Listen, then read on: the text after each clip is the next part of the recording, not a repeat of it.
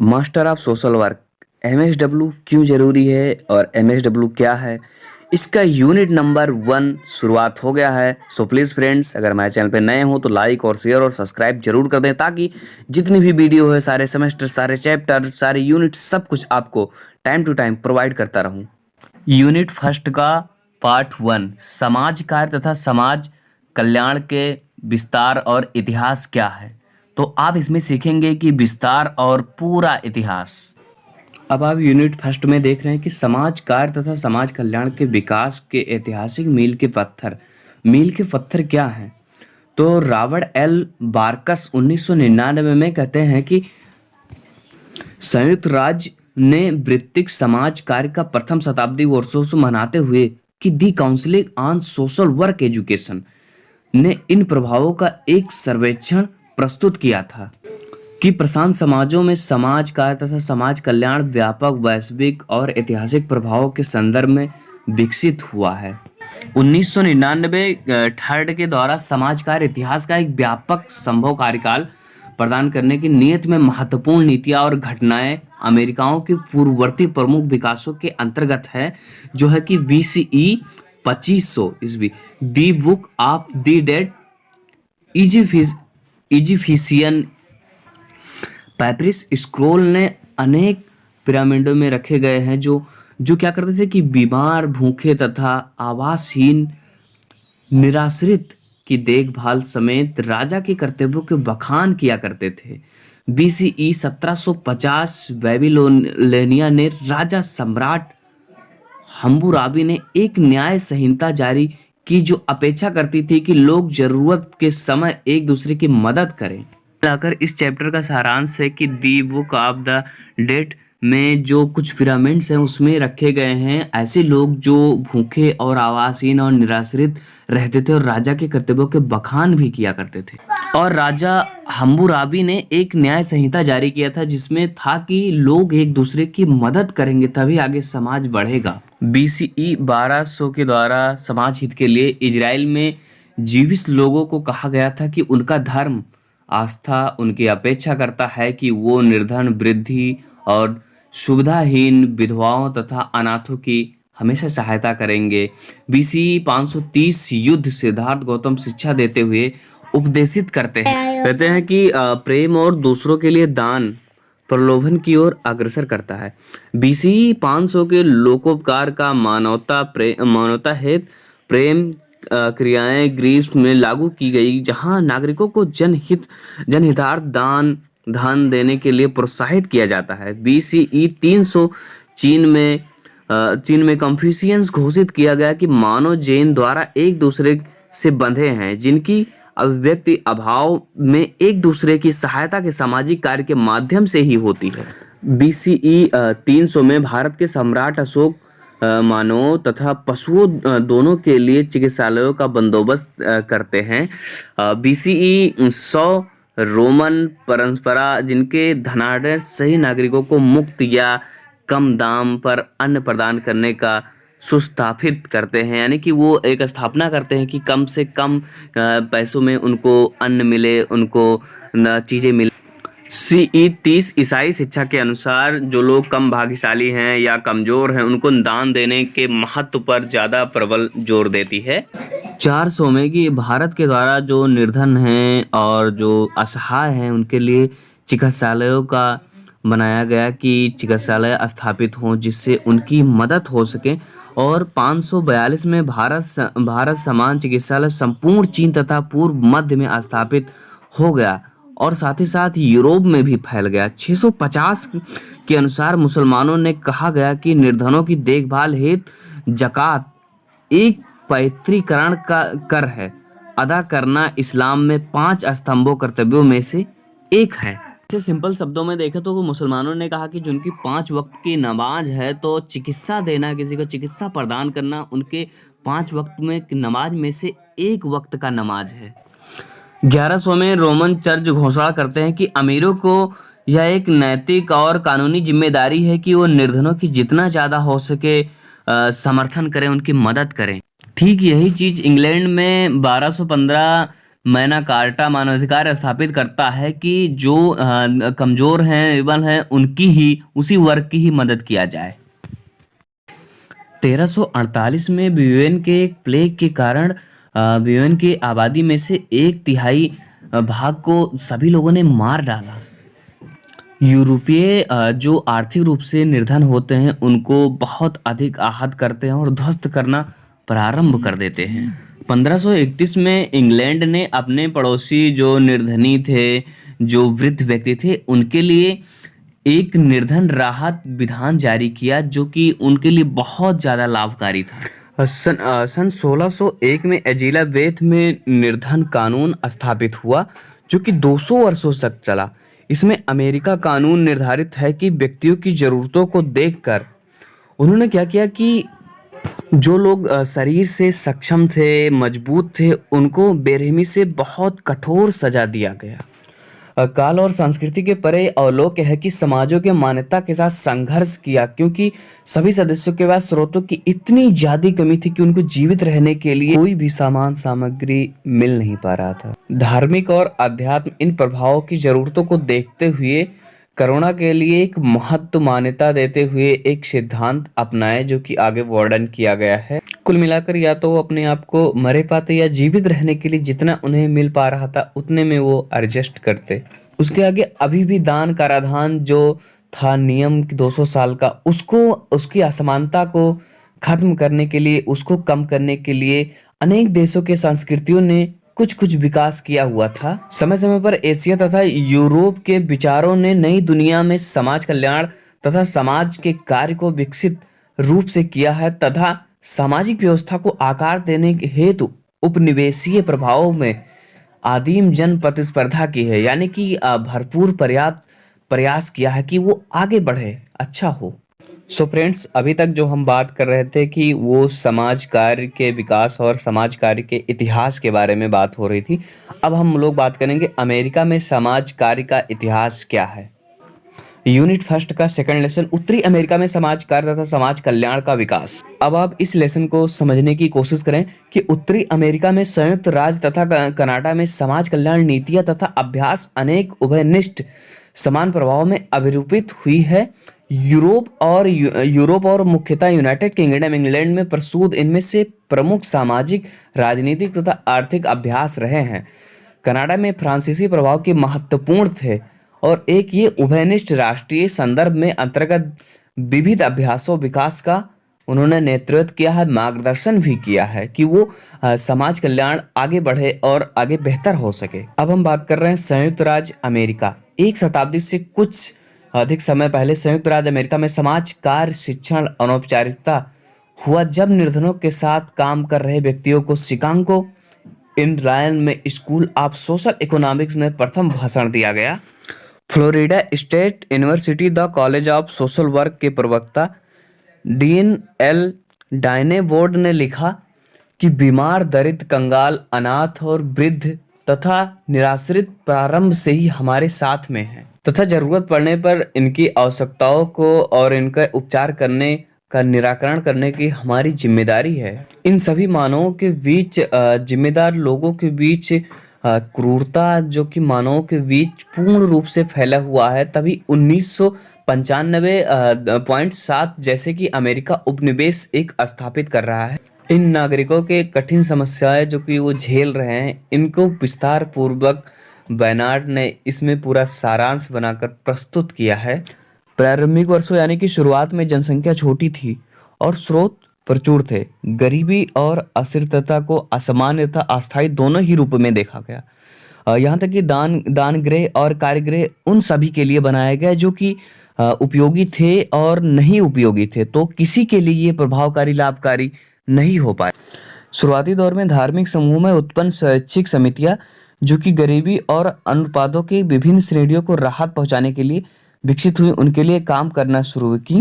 धीरे धीरे ये समितियां 1995 तक बहुत अधिक व्यापक हुई। बार्कस के 1999 में कहने के अनुसार कि मील के पत्थर यानी कि समाज कल्याण तथा समाज कार्य के उद्भव के मूल पदों चरणों का प्रकाश डालते हुए कि संयुक्त राज्य अमेरिका क्या से और क्या हो सका, आगे बढ़ पाया।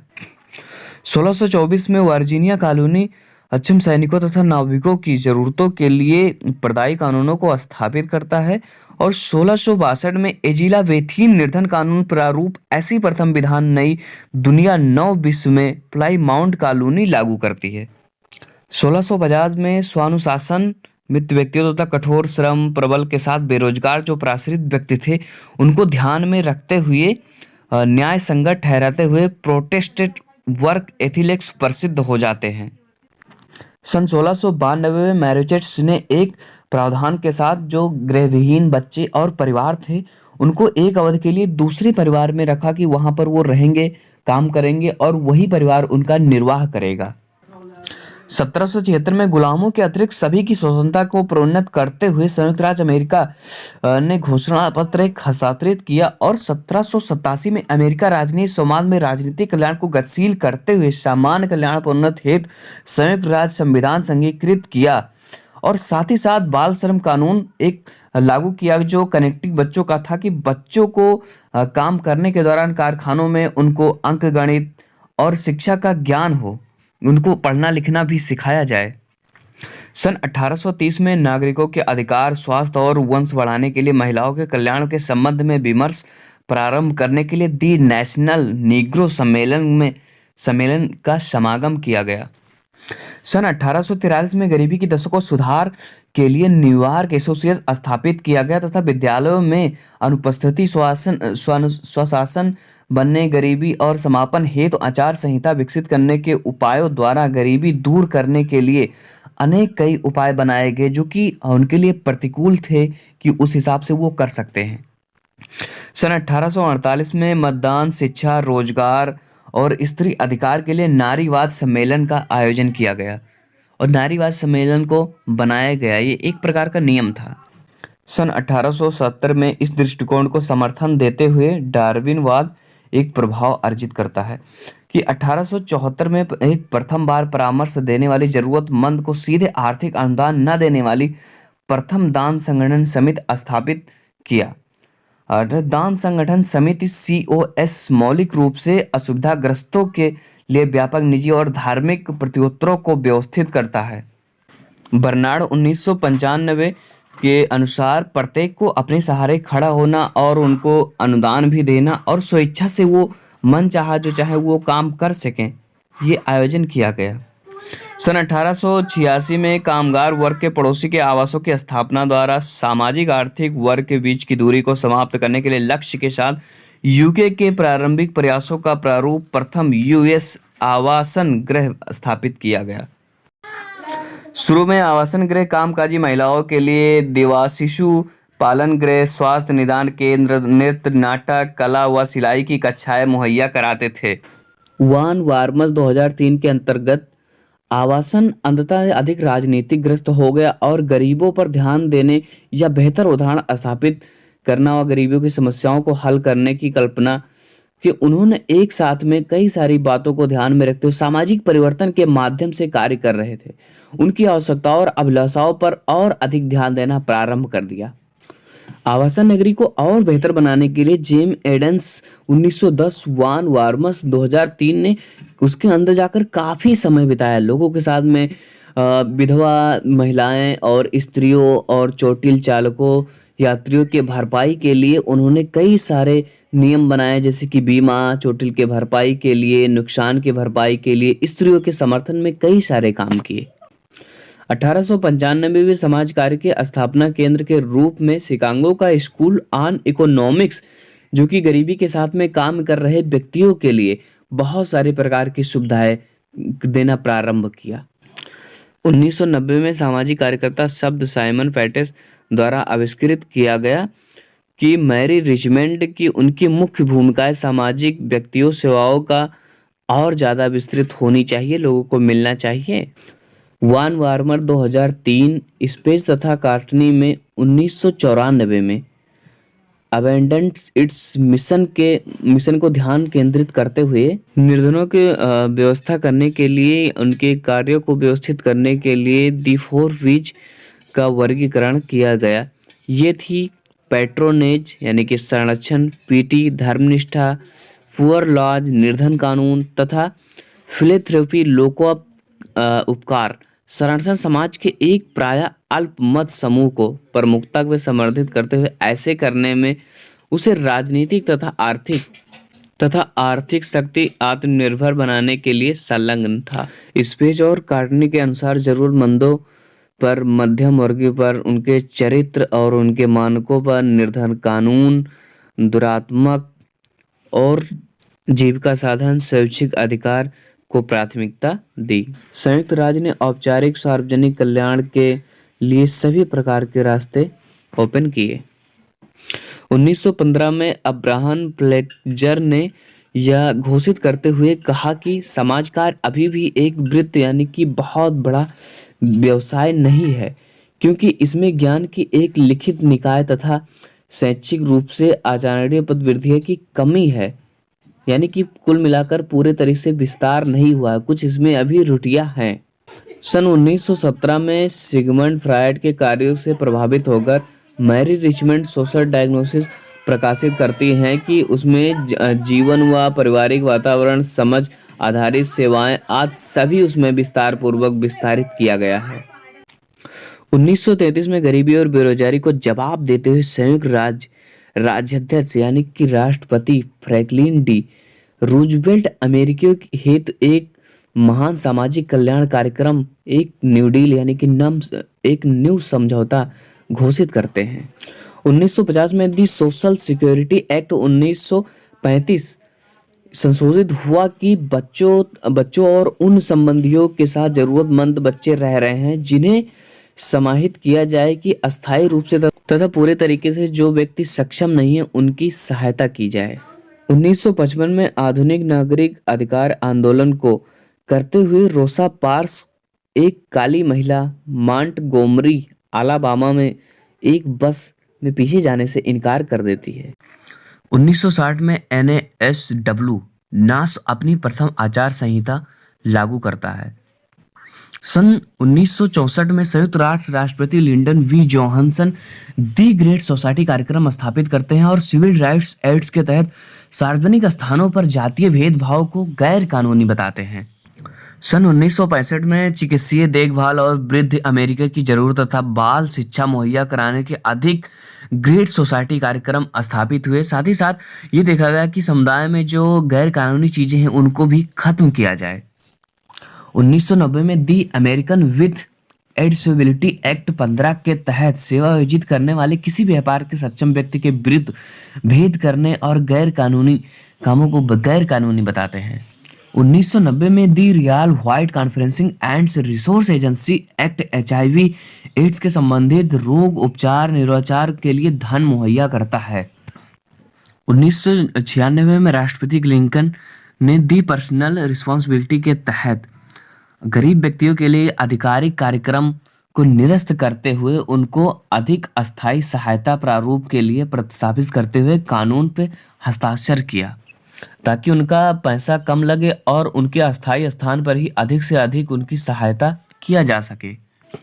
संयुक्त राज्य में 20वीं सदी के समाज कल्याण के एक सरल समझ, दुर्घटनाओं में संक्षिप्त बहसों और तुरंत निराकरण किया जाए, साथ ही साथ तत्कालीन समस्याओं और चिंताओं पर मलहम पट्टी यानी कि प्रथम उपचार निराकरणों को प्रदान करके सामाजिक कार्यक्रम में अपने सेवार्थियों की जरूरतों को संबोधित करते हुए सामाजिक परिवर्तन की वकील बने रह जाते हैं। यानी कि कम से कम समय में इन सब कारणों का, इन सब मुश्किलों का हल किया जाए और प्रथम उपचार तुरंत किया जाए।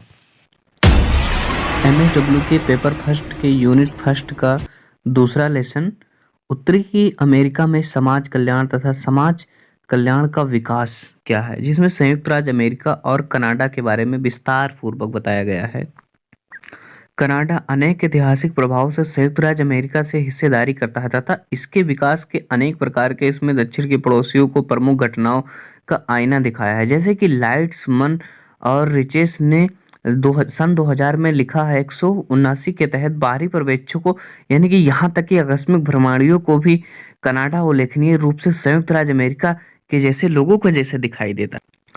चौड़ी गलियों में खड़ी गगनचुंबी इमारतें, बड़ी महंगी कार तथा रेफ्रिजरेटर तथा विस्तृत खुले ग्रामीण क्षेत्रों के पुंज। बहरहाल ये समानताएं भ्रामक हैं क्योंकि उनकी अपनी समाज कल्याण प्रणाली प्रचुर मात्रा में भिन्न है। इन दो राज्यों के बीच गंत्यात्मक तनाव हमें यह विचार करने की सहायता करता है। एलेन के लिए कनाडाई कल्याण कल्याण को सर्वाधिक सरलता से, चूंकि वो गरीब हैं, इसलिए एक अंतिम आश्रय के रूप में दिए गए निर्धन को भुगतान के रूप में परिभाषित किया जा सकता है। सन 1993 में और 202 एक्ट के तहत सार्वजनिक व निजी स्रोतों के संयुक्त राज्य के धन पोषण के साथ सर्वाधिक सार्वजनिक कल्याण कार्यक्रमों का कनाडा के पास एक लंबा बड़ा इतिहास है। संघीय एवं प्रांतीय सरकारों के माध्यम से सुपुर्द स्वास्थ्य, व्यक्तित्व तथा सामाजिक सेवा कार्यक्रम को अंतर्निहित करते हैं कि 1867 में एक राष्ट्र के रूप में इनकी स्थापना से पूर्व अंग्रेज कनाडा में सामाजिक संरक्षण देखभाल के दो महत्वपूर्ण प्रहार थे। इनमें से एक मैरीटाइम प्रांतों में अंग्रेज निर्धन कानून पर प्रारूपित था तथा दूसरे ऊपरी कनाडा में अब ओटारियो ने दान की जिम्मेदारी व्यक्तियों, परिवारों और निजी धर्मात्माओं पर डाली। 19वीं सदी के प्रारंभ में उपनिवेश प्रभावों ने समाज कल्याण संदर्भों के निरूपण में एक भूमिका अदा की। 1840 में पश्चिमी हेमिस्फीयर के सभी उपनिवेश में ब्रिटेन गुलामी उन्मूलन करता था, यानी कि गुलामी करता था, और 1864 में गरीबी इसका आयाम कारण था। परिणाम तथा संभव निराकार पर फ्रांसीसी समाजशास्त्री पीजीएल ली प्ले अपना प्रथम वैज्ञानिक अध्ययन पूर्ण करता था। अब है 1867 की बात कि राष्ट्र के रूप में इनकी संघीयता का अनुगमन करते हुए जब कनाडा में सामाजिक कल्याण राज्य के प्रारंभिक विकास के 3 वर्षीय रेखांकित किया जा सकता है, तो सरकार का बुनियाद कार्य एक अच्छे जीवन को संभव बनाए। एक विचार उतना ही पुराना था जितना अरस्तु, एरिस्टाटल, बैलासे 1950 में 383 दिए थे। अन्य स्थानों में भांति कनाडा में औद्योगिक क्रांति में आत्मविश्वास तथा स्वतंत्रता संबंधी अवधारणाओं के परिवर्तन की प्रेरित बाध्य किया, क्योंकि आर्थिक और कृषि के नगरों में उद्योग के स्थानांतरित हो गई थी। अग्रणी स्थितियों में आत्मविश्वास के मूल्य कमजोर या आलसी होने के कारण जो अपने लिए व्यवस्था नहीं कर सकते थे, उन पर ध्यान देने संबंधी मित्र या निजी संगठन जो कम से कम उन्हें बचा सकते थे, एक प्रबंधन किया उसका। यह विचार कि भगवान उनकी सहायता करता है जो अपनी सहायता खुद करते हैं, ये धार्मिक तथा आर्थिक दोनों ही दृष्टियों से उचित माना गया। 1950 में 386 के तहत यद्यपि यह नागरिक आबादी में विस्फोटक के रूप में दिखने लगा था कि जो चाहते थे उन सभी के लिए काम सुलभ नहीं था, इतनी व्यवस्थाएं नहीं हो पा रही थी। 1881 से पहले इस विचार को कनाडा में कोई ऐसा नहीं था कि जो कार्य की इच्छा होते हुई भी रोटी का अभाव महसूस। उसके बाद और यह समर्थन विकसित होने लगा कि गरीबों की राहत के लिए सरकार प्रावधान करने के लिए नैतिक रूप से बाध्य है। भक्ति, संतान विषय, धर्मनिष्ठ और ईसाई परपेक्षता, दान जैसे नैतिक सदाचारों के अभ्यास हेतु अवसरों को यह बहिष्कृत कर देगा और निजी दान देने के हतोत्साहित करने के लिए दुर्भाग्यपूर्ण परिणाम भी दे सकता है। बाइबल की निषेधाज्ञा पर ध्यान आकर्षण के साथ ही जो गरीब हम अपने आसपास रखते हैं वो सर्वदा से ही समाज से अधिक व्यक्तियों के पापों को अधिक अभिरुचि के साथ दिखाई देते हुए चर्चों में खुल्लम खुल्ला इस विचार को खारिज कर दिया कि राज्य उनके बेहतर प्रावधान कर सकता है, जो कि 1950 की यह बात थी। इस संबंध में विचार करते हुए कि क्या समाज कल्याण को व्यापक राज्य की तुलना में नितांत यानी कि एकमात्र परिवार तथा समुदाय से संबोधित होना चाहिए, शासनादेश या सार्वजनिक घन पोषित विद्यालयों की बहस के प्रथम बार रूपायित हुआ। कुछ ने तर्क किया कि यह जनकों में कर्तव्य भावना को मार डालता है, जो कि प्राकृतिक रूप में बच्चों को उन्हें संसार में ले आते हैं। शिक्षा तथा साथ ही भोजन व परिधान देने के लिए बाध्य हैं, जबकि अनुभव शिक्षा देते दिखाई देती है कि स्वेच्छादान यह कीमत है और यह की मध्यम शुल्क के साथ उपस्थित बेहतर है। 1950 से 385 लंबे समय से समाज कल्याण के यूरोपीय प्रत्युत्तर में प्रवृत्तियों के परिवर्तन होना प्रारंभ कर दिया। यह दुरुस्त था। लोग विश्वास करने लगे कि सरकार को गालियों में भूख से मरते हुए पुरुषों और स्त्रियों को रोकने के दखल देना चाहिए, भले ही उनका अनाथ पथ उनकी अपनी गलती हो ना हो। 1950 में बॉन्ड 391 वृद्धावस्था, बेरोजगारी, गरीबी और श्रम संबंधों में समस्याओं के संघर्ष हेतु राज्य सक्रियता की पुकार तथा प्रवृत्त समाज कार्य के उद्भव हेतु मंच निर्माण के साथ मौलिक सुधार की मांग 1900 में तथा गति पकड़ी गई। यह पुनः कनाडाई अनुभव संयुक्त राज्यों के विकासों का प्रभावित था। कुल मिलाकर मोरल ऑफ द स्टोरी की भुखमरी और वृद्धावस्था के बेरोजगारी के लिए क्या क्या चीजें होनी चाहिए इस पे जोर दिया गया है और समाज इस पे सरकार से अपील कर रही है कि इन चीजों पे बहुत ज्यादा जोर दिया जाए। सन 1919 कनाडा में समाज कार्य के 17 विद्यालय संयुक्त राज्य में शिक्षण तथा प्रशिक्षण का एक समान मानक प्रोन्नत करते हुए प्रथम संगठन कालांतर में नामित दी council on social work education 1992 में बना। 1926 में दी कनाडाई associate on social work CASW स्थापित हुआ। सन 1941 से 81 तक कनाडाई घरेलू समाज कल्याण कार्य जाल का निर्माण देखा। इस काल के दौरान कनाडाई समाज कल्याण और आय के वितरण में संबंधित मुद्दों पर अधिक ध्यान देने में अमेरिका से बहुत ज्यादा डिफरेंट थे। सन 1950 से 1974 तक द्वितीय विश्व युद्ध चला। इसी दौरान 1935 में प्रथम बेरोजगारी बीमा विधान, 1940 में दी अनएम्प्लॉयमेंट इंश्योरेंस एक्ट हुए के अवतरण यानी कि स्वीकृत के साथ भयानक महामंदी की बुलंदी ऊंचाई में दी कनाडीय वेलफेयर स्टेट कनाडाई कल्याण राज्य प्रारंभ होता है। फिर उसके बाद 1943 में कनाडा उत्तर युद्ध कल्याण प्रणाली हेतु दिशा निर्देश की दी मार्ग का प्रतिवेदन औपचारिक बनाता है। 1944 में दी नेशनल काउंसिल एक्ट राष्ट्रीय आवास अधिनियम स्थापित करता है। 1945 में मां को देय भुगतान योग्य यानी कि सार्वभौमिक आकारधनीय बाल लाभ की एक प्रणाली पर पारिवारिक भत्ता पारित किया जाता है। 1952 में आवासीय वांछनाओं को पूरा करने वाले 65 वर्ष के ऊपर के प्रत्येक वरिष्ठ को सार्वभौमिक आकारधनीय लाभों को प्रदान करने वाला ओल्ड एज सिक्योरिटी OAS वृद्धावस्था सुरक्षा लागू किया जाता है। उनके लिए बनाया जाता है कि उनको सुरक्षा हो सके। अब बात आती है बच्चों की कि इन सभी कार्यों में बच्चों के ऊपर उठाने के लिए इनकी कार्य क्षमता पर्याप्तता के मंशा को देखते हुए बाल लाभों का भुगतान संतुलित स्तरों पर किया गया, जबकि वरिष्ठों के भुगतान अधिक मात्रात्मक थे तथा संबंधित लाभों को युग्मित होने का अपर्याप्त स्रोतों वाले कनाडा वासियों को उनकी गंभीर गरीबी से मुक्त हेतु प्रारूपित थे। लाइट्स मैन तथा रिचेस 2000 में प्रमुखतः चिकित्सालयों के जरिए स्वास्थ्य संरक्षण में प्रावधानों के माध्यम से 1950 के दशक में संतुलित प्रगति देखी। 3 मूल्य कार्यक्रमों के प्रावधान के साथ 1960 के दशक में कल्याण राज्य की सेवाएं शिखर पर पहुंची यानी कि बहुत अच्छा चलने लगी, ऊंचाइयों और बुलंदियों पर पहुंच गई। 1965 और 66 में समाज कल्याण के लिए कनाडा में 3 एक्ट चालू किए गए। दी कनाडा पेंसिल CPP, दी कनाडा असिस्टेंट प्लान CAP और दी कनाडा मेडिकेयर। ये तीनों चीजें समाज को और बेहतर बनाने के लिए थे।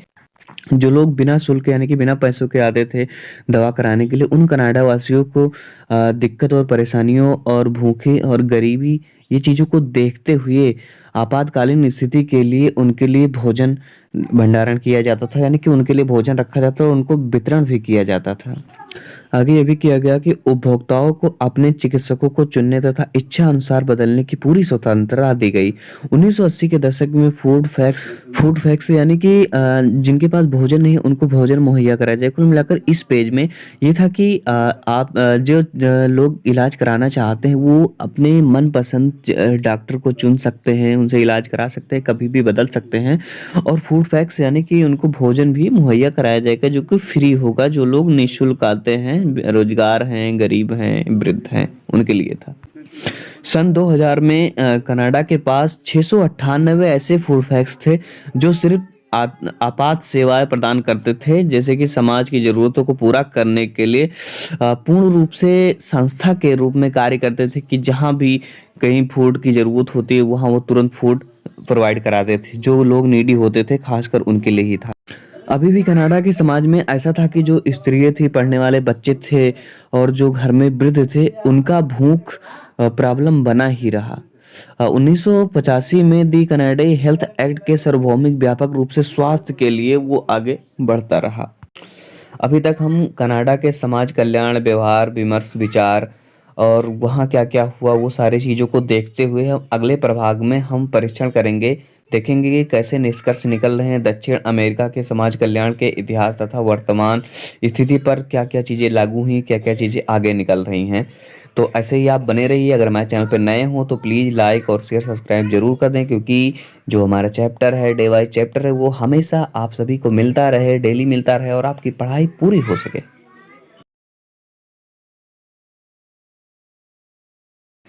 सो फ्रेंड्स, ये है दक्षिण अमेरिका समाज कल्याण तथा समाज कार्य के हमारे संक्षिप्त परीक्षण में यह स्वीकार करता है कि प्रारंभ करना महत्वपूर्ण है कि प्रारंभ यूरोपीय प्रभाव यूनाइटेड किंगडम, इंग्लैंड, फ्रांस या जर्मनी में नहीं, वरन प्रारंभिक तौर पे स्पेन, आइबेरियाई प्रायद्वीप, खास तौर पे स्पेन और पुर्तगाल के व्युत्पन्न है।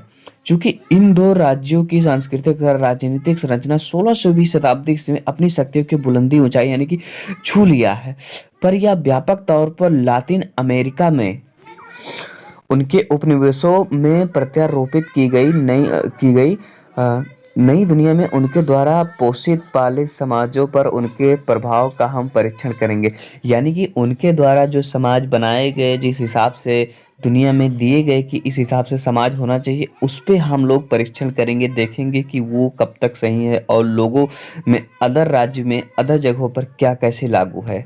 अब यहाँ की बात कर रहे हैं कि ये प्रचुर मात्रा में अधिनायकवादी, सत्तावादी नौकरशाहियाँ थी, जिनकी शक्ति अभिजात्य, भूस्वामी, उद्योगपति, कर्णिक तथा सेनाधिकारी हेतु एक सामाजिक प्रणाली को सीधे तौर पर उनके लाभों के लिए कार्य करती थी और ये लोग परिवर्तित करने के लिए भी इच्छुक नहीं थे। रेसनिक 1995-96 ने कहा और 1994 स्पेन और पुर्तगाल के राजा पोप की नई दुनिया की क्षेत्रीय विभाजन को भी वो स्वीकार करते हैं। पुर्तगाली बस्तियों यानी कि उपनिवेशों के लक्ष्य दोहरे थे। एक बस्ती का सृजन जो अपने निर्यात को राजा को समृद्ध करे तथा ईसाई मत विश्वास का प्रसार करे। ब्राजील उपनिवेश के समय के दौरान पुर्तगाली समाज का वंशागत राजा के मातहत अपने अधिकारों यानी कि शक्तियों का उपयोग करते समाज ने परिवार तथा व्यक्तिगत मित्रता को योग्यता के ऊपर मूल्यांकित किया। यह सांस्कृतिक प्रचुर मात्रा में ब्राजील को स्थानांतरित हुई। विविध मौलिक समूहों तथा अप्रवासियों के एक देश अर्जेंटाइन में ईश्वर परिवार, गृह भूमि तथा स्वतंत्रता पर आधारित एक समृद्ध संस्कृति विकसित हुई। गांचों की आत्मा पंपाओं के चारा वाहों, जिन्होंने अपनी संस्कृति की पहचान तथा प्रकृति में अपना आध्यात्मिक संबंध बनाए रखने के लिए संघर्ष किया तथा नगरों में रह रहे विदेशी आधिपत्य के लोगों के अवरोध के प्रयास के समय जो प्राय उन्हें बहिष्कार किया। ब्राजील में उपनिवेश युग का प्रभाव देर तक बना रहा क्योंकि 17वीं सदी में उत्तरी अमेरिका में स्थापित हो रहे जनतांत्रिक संक्रमण परिवर्तन की दक्षिण में नकल नहीं की गई। दासतक की जातीय पैतृक संपदा यानी कि परंपरा को संयुक्त संस्थाओं के 20वीं शताब्दी तक आधुनिक होना प्रारंभ नहीं किया था और 1880 के दशक से 1920 के दशक तक समाज विज्ञान का धनात्मक यानी कि विधायी दृष्टिकोण सामाजिक विचार का एक चिकित्सकीय प्रारूप सामाजिक बुराई के रूप में बताया गया। यह एक भावना थी कि भूत बेहतर था, कि वर्तमान में गिरावट आ रही थी या एक अधिक दुरुस्त प्रकार से वह दूर हो रहा था, जिसका परिणाम था कि परिस्थितियां, स्थान या विशिष्ट ऊर्जाओं का नुकसान। 1993 में एक त्रिमूर्ण स्तर पर परिवारों को वंशानुगत मानसिक हास का एक विषय समझा गया, जिसमें कतिपय यथाचार पीढ़ियों से अधिक तक के वो शराबखोरी के मानसिक दौर्बल्य, नपुंसकता तक जा सकते हैं। एशिया और अफ्रीका देशों की भांति लातिन अमेरिका लंबे समय तक विकासशील दुनिया का भाग बना रहा जाता है। रेसनिक 1995 में बहरहाल क्षेत्र के विकास के दो विभेदक कारक थे: संयुक्त राज्य पर इसकी निर्भरता तथा सामाजिक, राजनीतिक तथा आर्थिक गिरावट के एक काल के मध्य रहने की परिणाम भावना के साथ सैनिक अधिनायकवाद का उदय। अपने भावी आत्मनिर्णय के रूप में जब तृतीय विश्व युद्ध के अन्य लोग आशावाद व्यक्त करते हैं, लातीन अमेरिकी खासतौर पर नौजवान पीढ़ी को विद्रोही समझती है। इन प्रभावों ने सामाजिक कार्यकर्ताओं को यह स्वीकार करने में नेतृत्व किया कि परिवर्तन यानी कि काया पलट बेशक विकास सामाजिक समस्याओं में अर्थपूर्ण सुधार का अनिवार्य मार्ग है। फलस्वरूप इसमें समाज कार्य की एक पुनरुद्धारणात्मकता का नेतृत्व किया। सन 1995 में सैंटियागो डे चिले ने प्रथम स्कूल ऑफ सोशल वर्क यानी कि समाज कार्य विद्यालय का सृजन किया यानी कि निर्माण किया। सन 1930 में प्रथम प्रत्यक्ष समाज कार्य पाठ्यक्रम प्रदायी day of school social work समाज कार्य विद्यालय सृजित करने वाला एक प्रस्ताव अर्जेंटाइन सोशल म्यूजियम अर्जेंटाइन सामाजिक संग्रहालय में स्वीकार किया गया। सन 1945 में चिली में सामाजिक सेवा का प्रथम पैन अमेरिकी सम्मेलन हुआ, जहां सन 1953 में क्यूबाई क्रांति तथा 1970 में चिली के एजेंडा शासन के उद्भव का अनुगमन करते हुए सामाजिक कार्यकर्ता निर्णय करने में असमर्थ थे कि क्या वो सामाजिक परिवर्तन ला सकते हैं या नहीं। सामाजिक कल्याण के लिए प्रशिक्षण का संयुक्त राज्य के 1971 का वक्तव्य वर्तमान प्रणालियों के अंतर्गत संघर्षरत तथा उन्हें परिवर्तित करने हेतु कार्यरत के बीच तनाव का आधिपत्य ग्रास बना। समाज कार्य तथा परिणाम सामाजिक कल्याण को आयतित अवधारणाओं और प्रवृत्तियों के आश्रय में अनिवार्यतः मुक्त किया जाना चाहिए। सामाजिक संरचना तथा शक्ति संबंधों में क्रांतिकारी परिवर्तन अवश्य बढ़ाना चाहिए, न कि किसी सिर्फ एक निर्जीव सामाजिक पर्यावरण के साथ बेहतर क्रियाशील हेतु अपने सेवार्थियों की सहायता करनी चाहिए। 1960 के दशक से लेकर 1970 के दशक तक के मध्य समाज कार्य शिक्षा के पुनरावधारणा काल के रूप में स्वीकार करने के लातिन अमेरिका ने यूरोप तथा संयुक्त राज्य के उत्तरों की खोज बंद कर दी तथा एक स्वतंत्र महाद्वीप बनने के लिए अपनी स्वतः की प्रणालियों क्षमताओं की खोज में व्यस्त हो गया। आगे है रेसनिक 1995 में प्रकायवादियों ने युक्ति दी कि सामाजिक कार्यकर्ता को अपने देशों के विकास हेतु तथा सामाजिक समस्याओं का निष्क्रियता में पृथकीकरण के प्रयास द्वारा सामाजिक समानता प्राप्ति में अवदान करना चाहिए। यह दिया है कि सामाजिक कार्यकर्ता की भूमिका है कि निर्धन को अपने अवसाद यानी कि दमन का सीमानी कृतिता में मुक्त हेतु सहायता करना अनिवार्य है। प्रारंभिक तौर पर यह प्रकृति तथा समाज में अपने स्थान की तथ्य निष्ठित जागृत अपनी स्वतः की मर्यादा की भावनाओं को विकसित करने तथा परिवर्तन को प्राप्त यानी कि उपलब्ध करने के लिए सीमाच्छात्मक मूल्यांकन तथा तर्क संगत सक्रिया का लाभ इसमें सन्निहित है। सन 1976 में अपहरण उत्पीड़न तथा 12,000 से अधिक नागरिकों के संहार की रहनुमाई करते हुए अर्जेंटाइन में सैनिक शासन प्रतिफलित होता है। प्रतिफलित का मतलब हो रहा है कि खत्म होता है, खत्म कर दिया जाता है। लापता पर राष्ट्रीय आयोग का प्रतिवेदन इंगित करता है कि जिनमें से अनेक को उठा लिए गए थे वो नीलपट्ट कामगार 32% थे, श्वेतपट्ट कामगार 17.9% थे, व्यावसायिक 10.7% थे तथा अध्यापक 5.7% थे। उम्मीद के अनुरूप नई सामाजिक व्यवस्था के अंतर्गत समाज कार्य की पूर्व अवधारणात्मकता के लिए वहाँ कोई सहिष्णुता नहीं थी। अनेक समाज कार्य शिक्षक और इसी प्रकार के अभ्यासकर्ता अपने शैक्षिक पदों स्थानों से मुक्त कर दिए गए, पीड़ित, दंडित, कारावासीय या मार डाले गए, जबकि अन्य दुनिया के दूसरे भागों में वो चले गए। 1978 के the Argentine council on social service education किताब में यह व्याख्यान पूरा लिखा हुआ है। सन 1983 से अनेक वर्षों तक सैनिक दमन और सरकारी नियंत्रण के उपरांत समाज कार्य वृत्तिक तथा शैक्षणिक संगठन की एक अवधि में बना हुआ है। अर्जेंटाइन में चातुर्गणित, अंकीय, मुद्रास्फीति तथा ऋणात्मक आर्थिक विकास दरों ने भारी विदेशी ऋण में युग्मित होकर कतिपय समाज कार्य शिक्षकों को विदेशी दाताओं द्वारा आरोपित आर्थिक प्रतिबंधों के अंतर्गत स्वतंत्रता की संपूर्ण अवधारणा पर प्रश्न चिन्ह लगाने के लिए दिशा निर्देश दिए। सन 1985 में 10 में से 4 लातिन अमेरिका गरीबी रेखा के नीचे जीवन यापन करते थे। मोरल ऑफ द स्टोरी, इस फर्स्ट यूनिट के सभी पार्ट सभी लेसन का जो सारांश है अब मैं बताऊंगा। लास्ट सारांश बहुत ही ज़्यादा इंपॉर्टेंट्स होता है और है भी। सो फ्रेंड्स, वीडियो एंड करने से पहले मैं एक बार फिर से रिमाइंड कराना चाहूँगा कि अगर MSW के सभी चैप्टर, सभी यूनिट, सभी लेसन पाना चाहते हैं तो प्लीज़ चैनल पे अगर सब्सक्राइब न किया तो प्लीज़ सब्सक्राइब करें, लाइक करें और शेयर करें ताकि सभी स्टूडेंट्स की हेल्प हो सके और सभी स्टूडेंट्स आगे बढ़ सके। Thank you for watching. Please सारांश एक बार देखिए। सारांश है कि उत्तरी तथा दक्षिणी अमेरिका में समाज कार्य तथा समाज कल्याण का इतिहास समान इतिहासों का हिस्सेदार है, जिसमें दोनों की व्यापक तौर पर यूरोपीय प्रभावों को निरूपित करता है। ये प्रत्यावर्तित होकर प्राचीन एशियाई भाग में तथा मध्य पूर्वीय परंपराओं में उदित हुए। नई दुनिया के दोनों महाद्वीपों पर खुशहाली की प्रकृति की परिभाषित करने का तथा सामाजिक स्रोतों के विवरण में उद्भूत असमानताओं हेतु अब निश्चित प्रत्युत्तरों को उपनिवेशों को प्रभावों के मदद पहुंचाए। अमेरिका और गरीबी के बीच में अंतरों में बहुधा जरूरतमंद व्यक्तियों के नैतिक चरित्र या सामाजिक परिस्थिति के संबंध में निर्णयों को अंतर्ग्रस्त किया तथा उनकी परिस्थितियों के निराकरण में विभेदों का अग्रदूत बनाकर नेतृत्व किया। Thank you for watching.